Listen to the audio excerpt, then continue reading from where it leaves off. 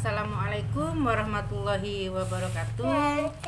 Nama saya Eni Agus Wahyunda dengan NIM 202109648383. Di sini saya akan mempresentasikan tafsir Tarbawi dengan judul materi pendidikan. Dalam materi pendidikan, di situ ada surat Al-Ghasyiyah ayat 17 sampai 21. Di mana tafsir ayatnya yaitu afala yanuduru wana ila ibili kaifa khaliqat. Maka apakah mereka tidak memperhatikan unta yang ia ciptakan? Maksudnya yaitu meneliti dengan seksama. Penelitian dengan seksama termasuk di dalamnya pengembangan. Jadi kita diminta untuk melakukan penelitian dan pengembangan unta makanan pokok sesuai lingkungan. Terus di dalam tafsir ayat wa ila samai kaifa rufi'ah, dan langit bagaimana ia ditinggikan. Maksud di dalamnya yaitu langit dalam kehidupan padang pasir mendekatkan manusia kepada Tuhan. Yang seterusnya, kul man yarzuqukum minas samawati wal ardi kulillahu wa inna iyyakum la'allahu dan au fi dhalalim mubin. Katakanlah, siapakah yang memberikan kalian rezeki dan langit? Allah, yang sesungguhnya kami atau kalianlah, hai orang-orang musyrik yang berada dalam kebenaran atau dalam kesesatan yang nyata. Maksudnya yaitu rezeki diberikan Allah dari bumi. Kita ini sudah jelas bahwa perlu mengeksplorasi dan mengeksploitasi segala macam potensi yang ada di bumi untuk memproduksi sesuatu, baik itu barang, jasa maupun yang lain. Akan tetapi rezeki dari langit maksudnya dengan mengeksploitasi dan mengeksploitasi langit itu. Yang selanjutnya, wa ila jibali kaifa nusibah, dan gunung-gunung bagaimana ia ditegakkan. Maksudnya gunung berfungsi sebagai penyimpan air dan tanaman-tanaman, makanan, obat dan sebagainya. Gunung mengandung lava yang setelah bertahun-tahun dimuntahkannya menjadi subur untuk pertanian. Selanjutnya, fadakam inama anta mudakkarun, maka berilah peringatan karena sesungguhnya kamu hanyalah pemberi peringatan. Yaitu Nabi mengingatkan dan memperingatkan untuk mengemban tugas sebagai guru, membimbing dan memaksakan kehendak. Adapun nilai-nilai pendidikan di dalamnya yaitu: 1. Siswa harus memperkenalkan terlebih dahulu kepada lingkungan yang paling dekat. 2. Pengetahuan dan penguasaan alam. 3. Tugas guru itu membimbing, bukan memaksakan kehendak. Adapun implementasi nilai-nilai pendidikan yaitu agar siswa mengenal dan menguasai lingkungannya. Yang kedua, surat Al-Zazirat. Di dalam surat Al-Zazirat tafsir ayatnya yaitu wa fil ardi ayatun lil muqinin, dan di bumi itu terdapat tanda-tanda kekuasaan Allah bagi orang-orang yang yakin. Maksudnya bumi itu sendiri yang begitu besar dan memiliki hukum-hukum alam yang tetap dengan berbagai makhluk yang untuk mengetahui seluruhnya saja manusia tidak akan bisa, belum lagi untuk memanfaatkannya.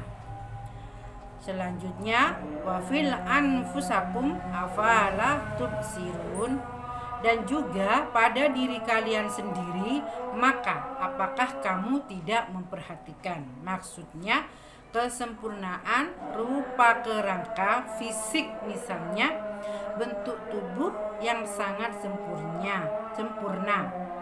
Perut manusia tidak dibuatnya buncit seperti kerbau.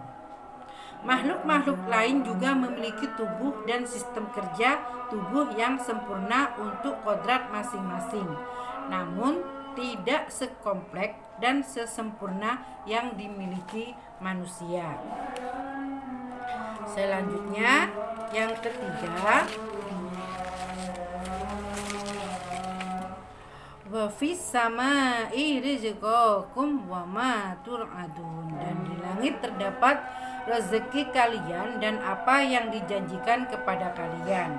Maksudnya alam semesta itu tersedia rezeki dari Tuhan.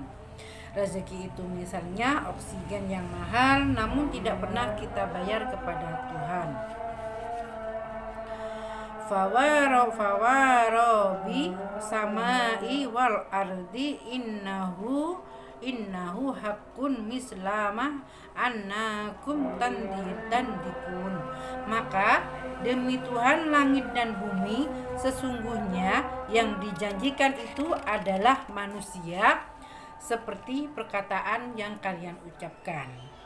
Maksudnya yaitu apa yang dia janjikan adalah kehancuran alam tersebut atau kiamat adalah pasti bisa sudah tiba, betapapun perkasanya alam itu, begitu pula peristiwanya. Di sini dalam nilai-nilai pendidikannya yaitu 1. Materi pendidikan yang perlu diajarkan kepada terdidik. 2. Pembelajaran mengenai semua itu harus berdampak iman. 3. Pendidikan akhlak sangat penting sebagai bukti iman kepada Allah dan kehidupan akhirat. Adapun implementasinya yaitu agar siswa mengenal dan menguasai lingkungannya.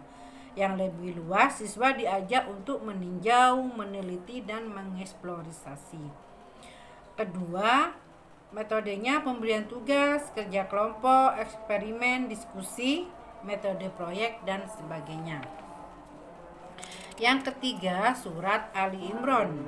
Di dalam tafsir ayatnya yaitu walah tahsabannal ladzi qutilu fi sabilillahi amwatan bal ahyahu inda rabbihim yurza'un. Janganlah kamu mengira bahwa orang-orang yang gugur di jalan Allah itu mati. Tidak, mereka itu hidup di sisi Tuhan mereka dengan memperoleh rezeki. Yang artinya Allah membantahnya bahwa para syuhada itu tidaklah tamat riwayatnya, mati ataupun tidak celaka.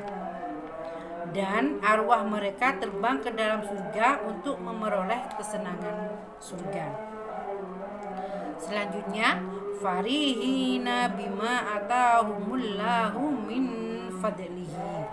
Mereka riang gembira disebabkan karunia Allah yang dia berikan kepada mereka. Maksud di sini yaitu nikmat yang berlipat ganda yang diberikannya sebagai balasan perbuatan baik. Selanjutnya, wa yastabsiruna billadzina lam yalhaqu bihim min khalfihim.